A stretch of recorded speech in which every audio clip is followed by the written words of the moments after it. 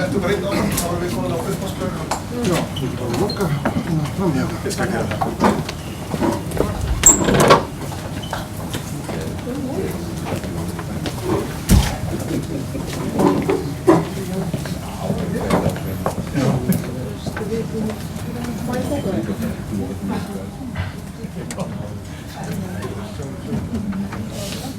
Komið sæl, verið velkomin til okkar hingað í Sjóvá og á þessa kynningu varðandi árshlutta uppgjör fyrir fyrsta fjórðung 2019.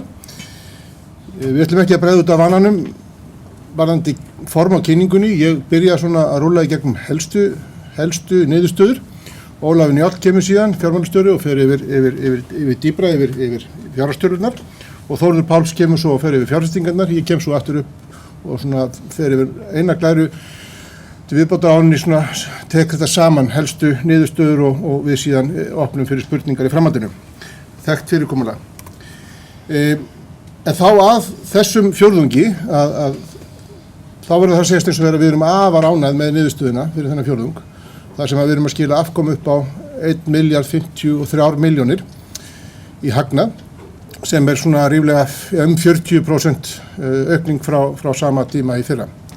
Það sem ekki síður ánægilegt að afkoman að koma úr báðum greinum, getum við sagt, að það 411 milljónir króna hagnaður af vátryggingastarfsemi fyrir skatta og 770 milljónir tæpar af fjárfestingunum fyrir skatta. Samsett hlutfall hjá okkur samt að lítillega hækka á milli ára. Það að fara á 97,2% í 98,1%, og við förum betur yfir þá eftir hverja skýringarnar eru þar, en það sem kannski viktar mest þar að neikvæð matsþróun, hún útskýrir þar 3,4% stig í hækkun af fjórðungnum. Það jákvætt líka að samsett hlutfall í ökutækjatryggingum verið að lækka á milli ára, og við höfum verið fókusuð á það að vinna með þann greinaflokk sem stærstur hjá okkur. Nú fjárfestingarnar, tekjur af eignum í stýringu eru upp á tæplega 1100 milljónir króna, ávöxturinn 3,5%, og þessi góða afkoma skýrist einna helst af hlutabréfum á fjórðungnum. Góður ávöxtun þar. Nú iðgjaldavöxturinn líka býsna góður. Við erum að skila hérna 13% iðgjaldavexti á milli ára. Hafandi í huga líka að frá árinu 2017 til 2018 þá vorum við að skila ríflega 10% vexti. Og þetta einkar ánægilegt, og ég fer betur yfir það eftir og svona rennir stoðum undir þennan góða vátryggingarekstur sem raun ber vitni. Þannig að ég fer betur yfir þá eftir og ætla að hleypa Ólafi Njáll núna.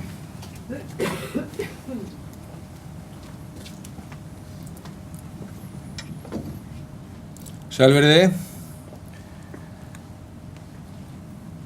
Nú, eins og Hermann nefndi, þetta gott uppgjör og hagnaður upp á 1053 milljónir og hækkar hérna 300 milljónir frá árinu áður. Bæði betri afkoma af vátryggingastarfseminni og sérstaklega fjárfestingastarfseminni sem 350 milljónir hærra en árið áður, og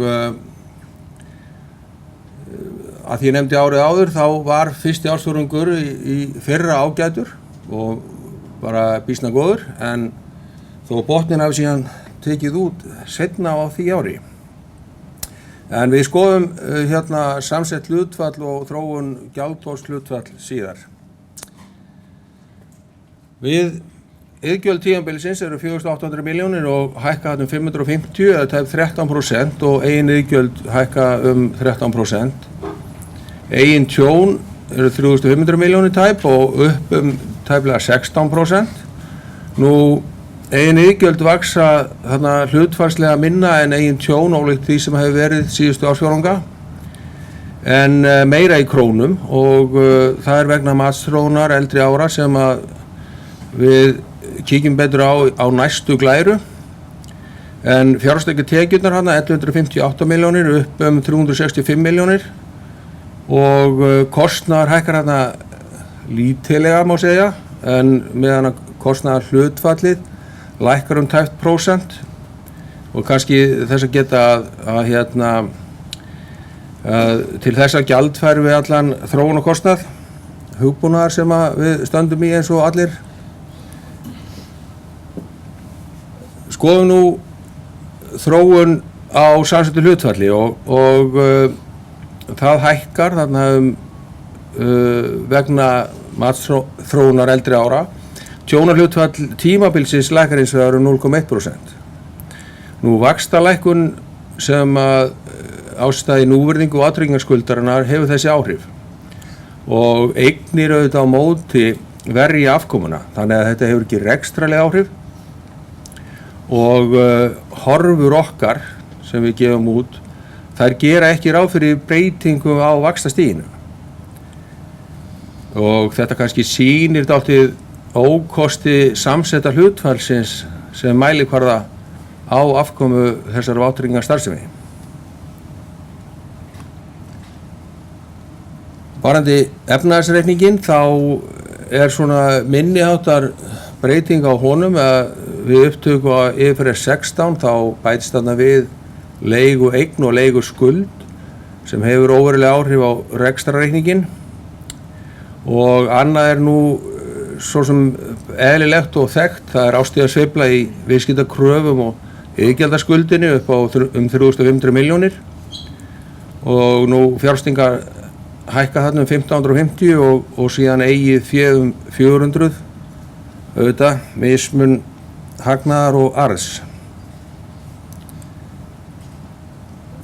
Skoðum þá gjaldþoli og gjaldþolskröfuna og eins og ég sagði áðan að gjaldþoli eins og eigið féð hækkar þarna mismun arðs og hagnaðar 400 milljónir meðan að krafan breytist miklu meira eða 1155 milljónir og það skýrist á nokkrum þáttum sem við sömum þeirra þáttu að stýrum við meðan að öðrum stýrum við ekki.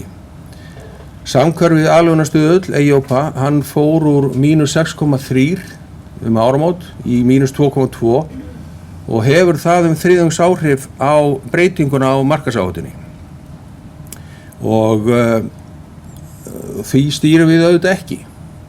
En hitt sem að Þórður mun örugglega koma inn á eftir að það lenging skuldabréfasafnsins, lækkun ríkisskuldabréfa og hækkun sértryggðra bréfa og síðan að auki þá samþjöppunar sem að veldur því að þessi breyting kemur þarna fram.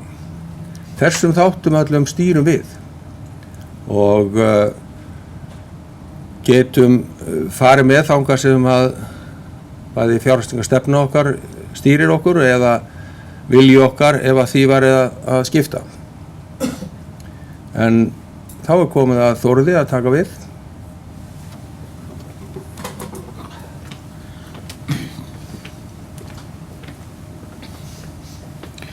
Já, afkoman á fjórðungum var mjög góð eftir 3 mjög dabra fjórðunga.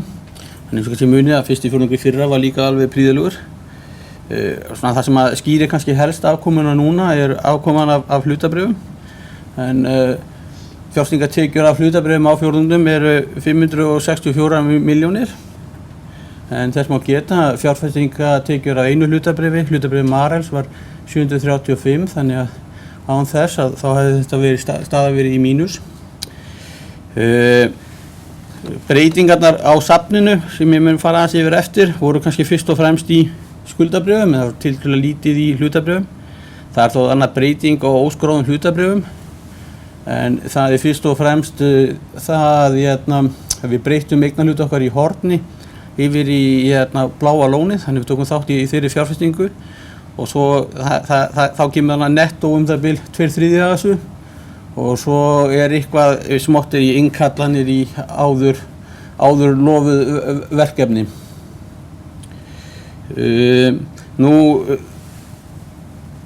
eins og segi þá var afkoma síðustu 3 fjórðunga mjög slæm vegna þess að það var svona aukin óvissi í hagkerfinu svona blíkur sem voru á lofti og á fyrsta fjórðungi þá kannski svona raungerðist þetta miklu leyti, annars vegar með gerð kjarasamninga og hins vegar með falli flugfélags. Markaðurinn var búinn að búa sig undir þetta alllengi og og eftir þetta gerðist þá má kannski svona segja allan að núna sé mat markaðarins að hann hafi verið búinn að draga upp dekkri mynd heldur en raungerðist, þannig að afkoman hefur verið góð bæði á fjórðungum og svo síðan. Við brugðumst við þessu á 2 vegu, annars vegar með því að lengja í hlutabréfasafn okkar, skuldabréfasafn okkar, við höfðum stytta verulega og við förum á fjórðungum og 3 árum aðlöfum meðalíftíma í 4,3 ár og síðan með því að minnka verðtryggingarhlutfallið. Stærsta einstaka breytingin á fjórðungum var að við seldum það bil 1/3 af stöðu okkar í Land051 og það svona atriði sem við hefðum reyndar alltaf gert alveg óháð því sem var að gerast í efnahagskerfinu vegna þess að bréfið á gjalddaga í mars á næsta ári, þannig að við svona vildum minnka stöðu okkar þar. En það sem við gerðum aftur á móti var það að við keyptum óverðtryggð skuldabréf á móti, þarna það bil milljarð í RB31 og 700 milljónir í RB28 og 800 milljónir í Arion CB24, allt óverðtryggð tiltölulega löng skuldabréf. Þannig að við lækkum í ríkisskuldabréfum en aukum við okkur á móti í öðrum skuldabréfum sem þá fyrst og fremst sértryggð skuldabréf sem allan svona í huga mínum að miklu leyti staðkvæmdavara við ríkisskuldabréf sögum áreiðanleika og öryggis þessara bréfa.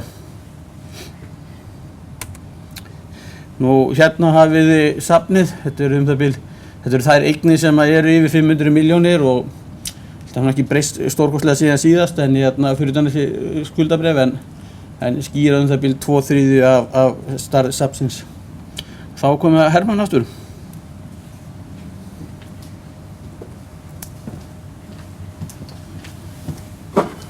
Já, eins og Þórður nefndi í sinni kynningu að þá voru nú 3/4 undangengni fjórðungar þessum ekki góðir í fjárfestingum og við höfum gjarnan í þeim uppgjörum vakið athygli á því að þar hefur þá vátryggingastarf sem hefur verið að skila sínu og við höfum allar götur frá því að við fórum á markað sagt það að við höfum það sem höfuð stefnu hjá okkur að skila réttri og góðri afkomu af vátryggingastarfsemi, hvernig sem árar fjárfestingamein.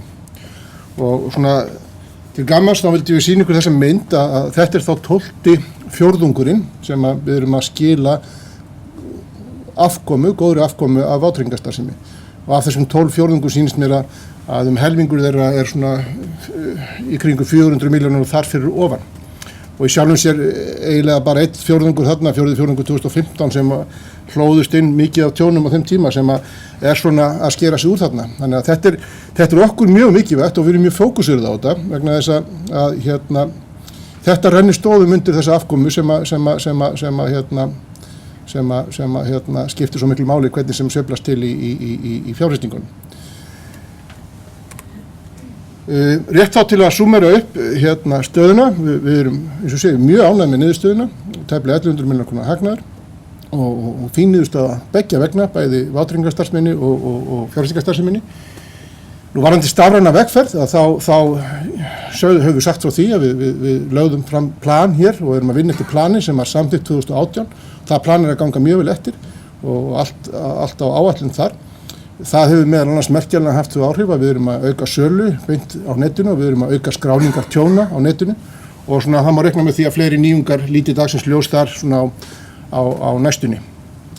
Nú stjórnin sem var að funda áðan tók ákvörðun það að virkja endurkaupa áætlun sem samþykkt var á hluthafafundi 15. febrúar og það verður tilkynnt þá á næstu dögum fyrirkomulag þess og upphæðir. Í ljósi þess að við erum farin að sjá náttúrulega og sjá aprílmánuð þá höfum við uppfært horfurnar okkar þannig að við reiknum með því að samsett hlutfall bæði verði 95%, haldist 95% út árið að verði í lok árs 95% og við uppfærum þar afkomuna, við reiknum með því í upphafi árs eða kynntum það að horfurnar fyrir afkomuna fyrir skatta eru 3,3 milljarðar, við erum uppfærna hann upp í 4,2 milljarðar fyrir árið 2019.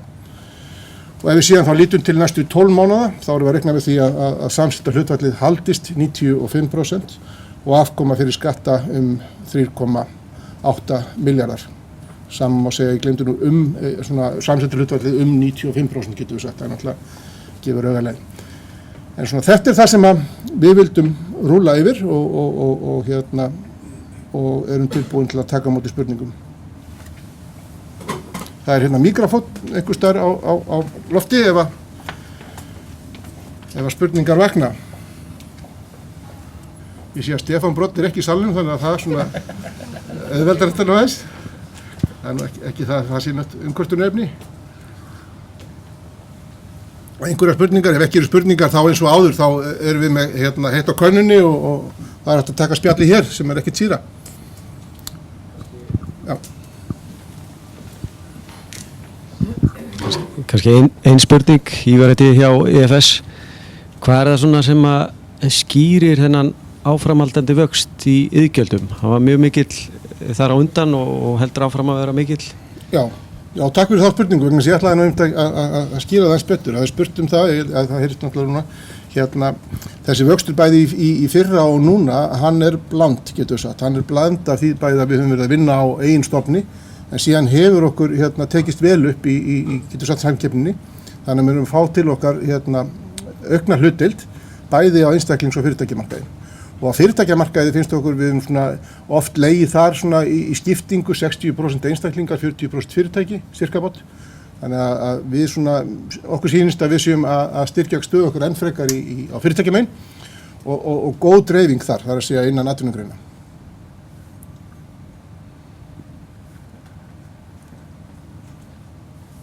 Fleiri spurningar? Ef ekki þá þakka ég kærlega fyrir og við tökum bara spjallið hérna eftir. Takk.